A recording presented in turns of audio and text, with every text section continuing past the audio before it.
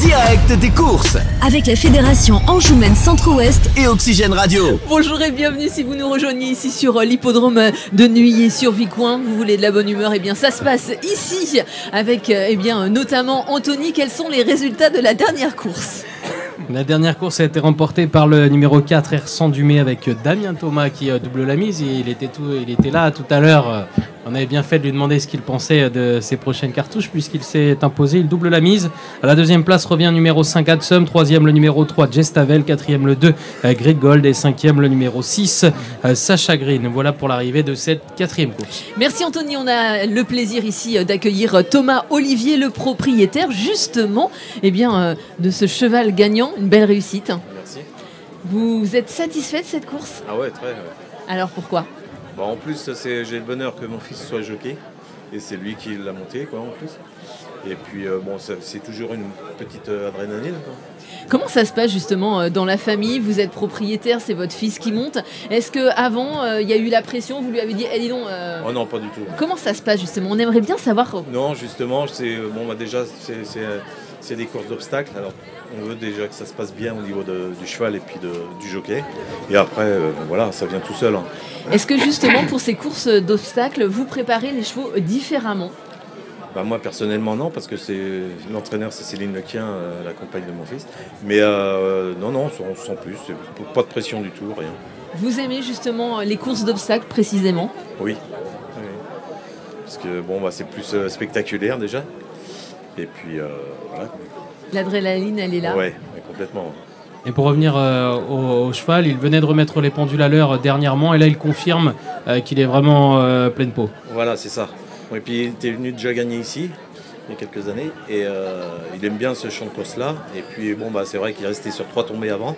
Il a fait une 3e place dernièrement. Et puis voilà. On a vu le fiston d'ailleurs le monter en grande confiance. Il n'a pas hésité à rouler. Oui, c'est un cheval qui va de l'avant déjà. Et puis lui en plus il est toujours un peu chaud pour partir devant aussi. Et comment ça s'est passé alors ? C'est vous qui avez donné la fibre entre guillemets à votre fils ou c'est l'inverse ? C'est quand vous avez vu votre fils se lancer là-dedans, vous avez dit allez. Tout petit déjà il était passionné par les chevaux. Et nous c'est vrai qu'on est sur les champs de course, mon père courait en amateur.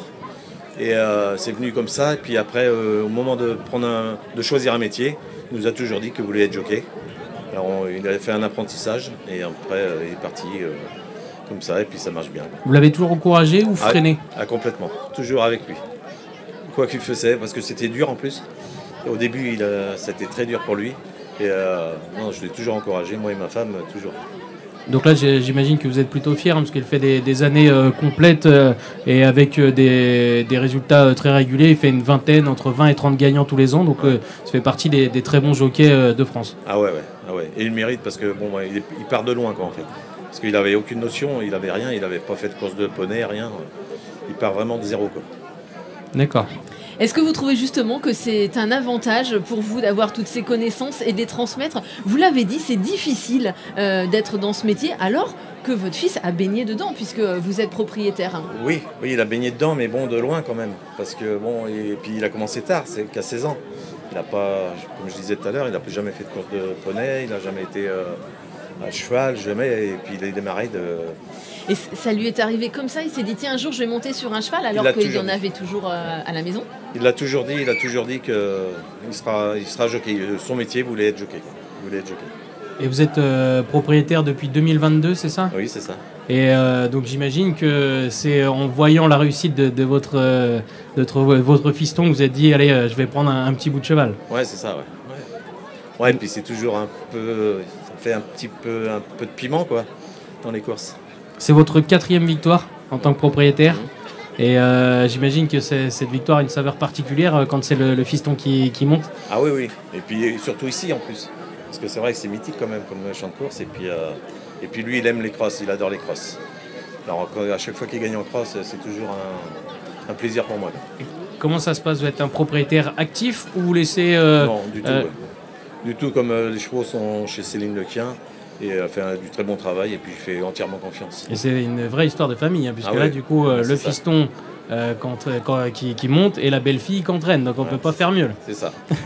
C'est Est-ce ça. que vous parlez d'autre chose à table pendant les repas? Oui, oui. Hein, il y a d'autres sujets de conversation Oui, quand bien même. sûr, bien sûr. Dites-moi justement, est-ce que pour vous c'est important de venir sur les hippodromes tels qu'ici à Nuillé sur Vicoin, ou alors vous préférez les hippodromes un peu plus importants? Personnellement, je préfère les petits champs de course comme ça, des hippodromes, des petits hippodromes en province, que d'aller style à Auteuil ou quoi que ce soit. Mais bon, c'est vrai que s'il gagnait un jour à Auteuil, je serais énormément content. On est d'accord. Oui, bien sûr. Merci à vous en tout cas Je vous en et prie. bonne continuation en famille. C'est beau ces histoires de famille, ça laisse de très très beaux souvenirs. Merci beaucoup. Merci à vous. Merci. On a également le plaisir d'accueillir Christian Lefort. Monsieur Lefort, bonjour, bienvenue. Vous Bonjour. êtes vice-président de Laval Agglomération, C'est ça. une agglomération qui regroupe environ 110 000 habitants. Oui, même un petit peu plus, 130.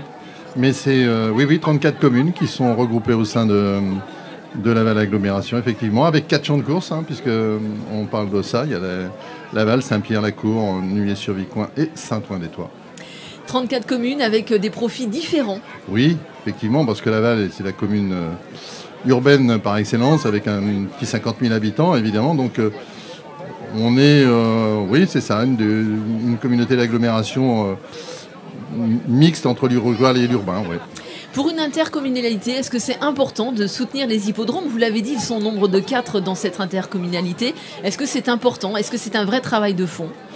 Ben oui, c'est important, c'est même essentiel, parce que finalement, les 4 hippodromes, évidemment, Laval un peu plus, puisqu'il y a des réunions PMU, des réunions nationales, il y a le GNT, mais ce sont des hippodromes qui participent au rayonnement de Laval Agglomération.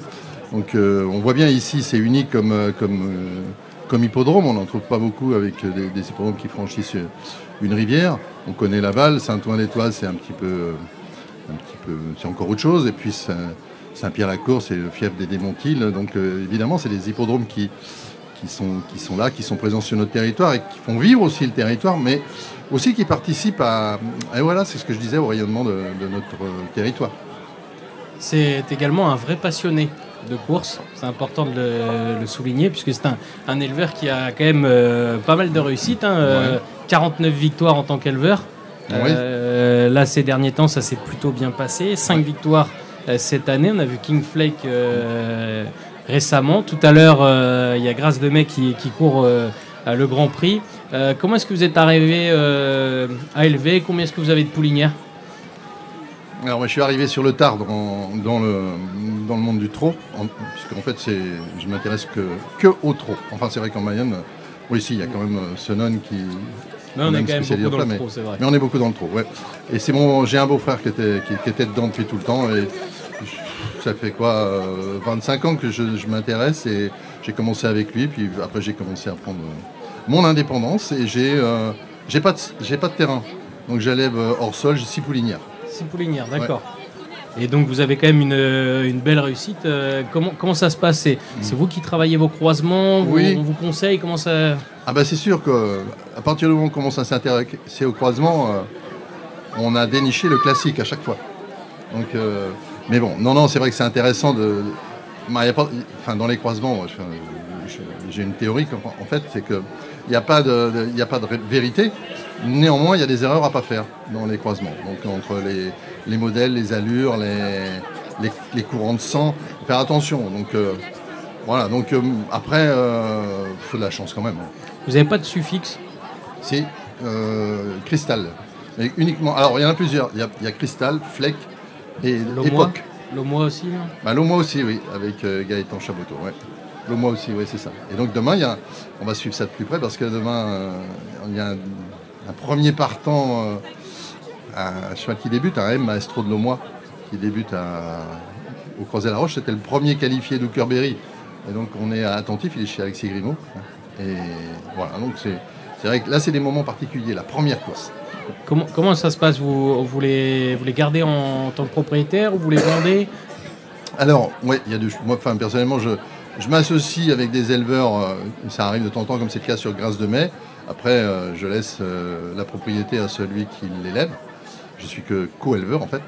Et puis, après, tous les chevaux qui sont élevés, qu'on a avec nos poulinières ou que j'ai avec mes poulinières, on les met tous en location de carrière de course. D'accord. On ne vend rien du tout. Donc vous êtes toujours propriétaire à chaque fois. Oui, c'est ça.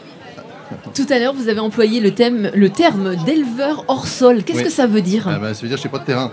Donc il faut que je m'arrange avec des copains qui, eux, ont des terrains. Alors bon, ça fait des belles rencontres, des associations. Et des belles pensions aussi, des fois. Oui, bon, on essaie d'être raisonnable quand même pour ne pas manger la baraque.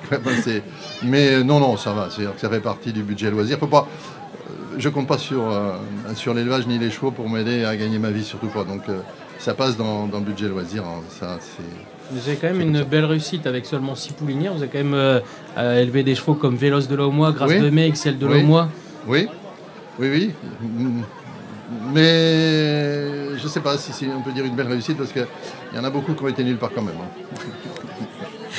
Écoutez, on va terminer. Nous, on va aller quelque part. On va aller vers la 4e course. Ce sera le prix du conseil départemental. 5e course. Je vais remettre mes lunettes. Le prix du conseil départemental, le prix du mondial du Lion et le prix du Paris Turf. C'est dans quelques instants. Nous, on se dit à dans quelques minutes.